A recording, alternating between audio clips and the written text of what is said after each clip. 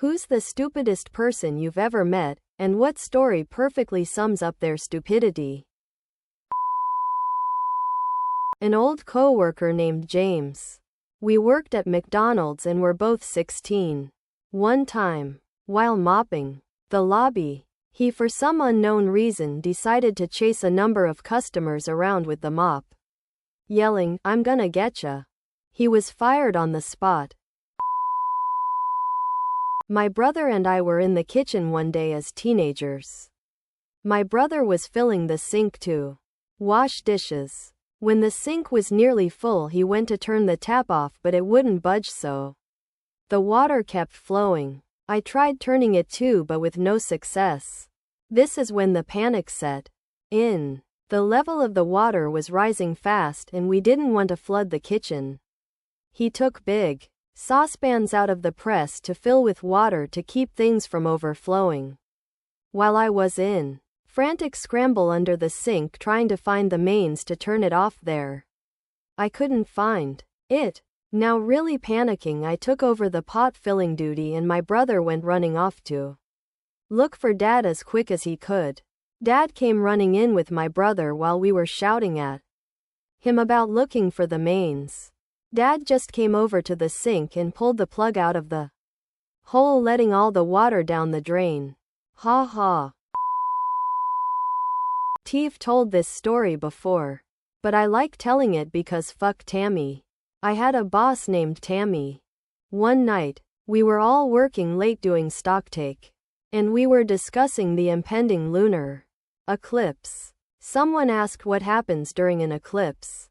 Tammy grandly explained that the eclipse would occur when America went in front of the moon, blocking Australia's view of it. She literally thought the Earth stretched itself into like a U-bend or neck pillow shape, and half of it stayed in our normal orbit, and the other half stretched itself over and around to casually block the moon for the rest of the Earth. My roommate for the last 3 years once said that if solar technology keeps advancing at the rate it is, we will absorb all the energy made by the sun and fix global warming. Not section minutes later, after attempting to inform this poor fellow about how the sun's energy output is not determined by what the energy eventually interacts with, he states that wind farms are worse because they cause tropical storms. I hope he is just an epic troll. I don't know. I'm half Korean, going to high school in the Midwest during the 1992 LA riots. My typing teacher pulled me into the hallway and asked if I had an uncle or something I can call in LA to make the Fios stop. She said she knew that we are all close and we all have stores and whatnot. Therefore I must have a connection there. I was like, lady, even if I did have an uncle I could call, do you think he is Batman? Quote. Our biggest argument was over whether the correct phrase is egg yolk or egg oak. My high school classmate, whose name is Nick, we were in chemistry, doing a lab practical, which required the use of a bulb pipette, a glass pipette with a removable bulb that you squeeze.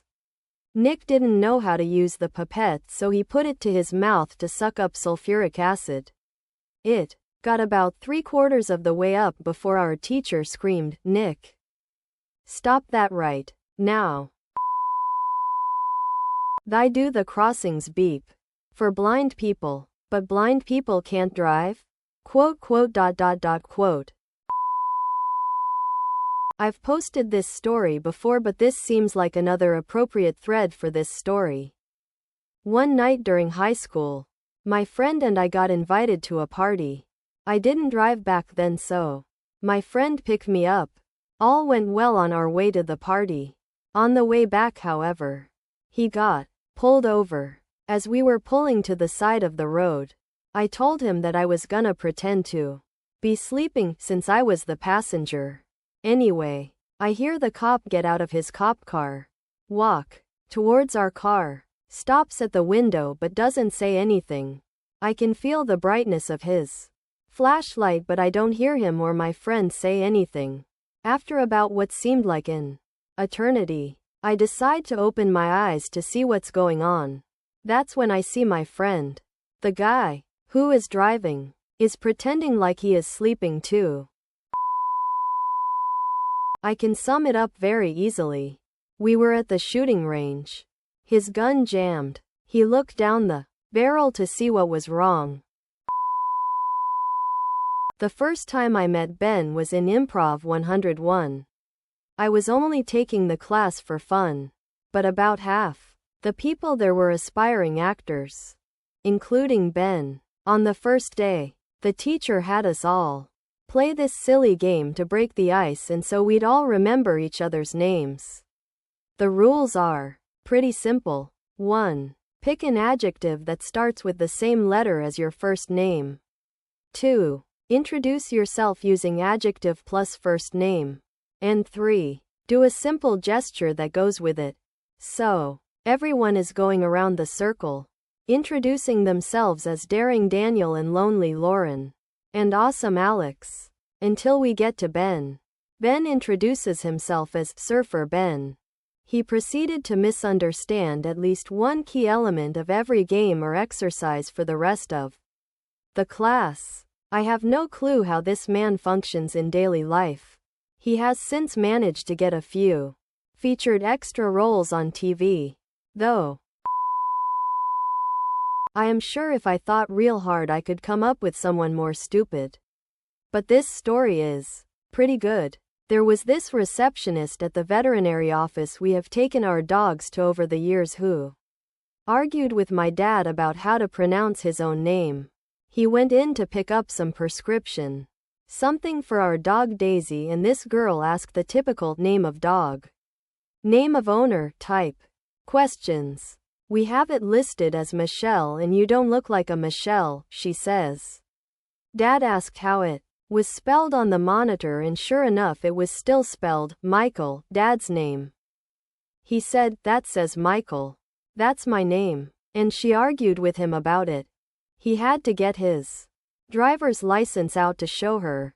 And even though she finally relented to let him pick up whatever it was he was down there to pick up, she was adamant my dad has been mispronouncing his own name for 50 plus years. The best part is Dad tells us this whole story and we think nothing of it till like 3 months later. When Mom took the dog in for a checkup, the girl still thought the owner of the dog was Michelle and that my mom must be in a lesbian relationship. Mom gently corrected the lady that it was Michael, and again this girl was adamant it was pronounced Michelle. Mom, bemused, said something along the lines of, it's literally a name from the Bible. It's pronounced Michael and has been for thousands of years. The receptionist sat in silence outside of the minimal amount of talking needed for the rest of that visit. Edit. Wow, this blew up. Woke up to like 200 responses, so I'll just respond here. Thanks for the heads up. The Hebrew thing, in hindsight, that was silly. Makes me wonder when exactly that spelling started to sound like we say it today. Also, this is just my recollection of the story, because I heard it all secondhand through the parents, so I'm sure I've embellished it without realizing. And this was all over a decade ago anyway.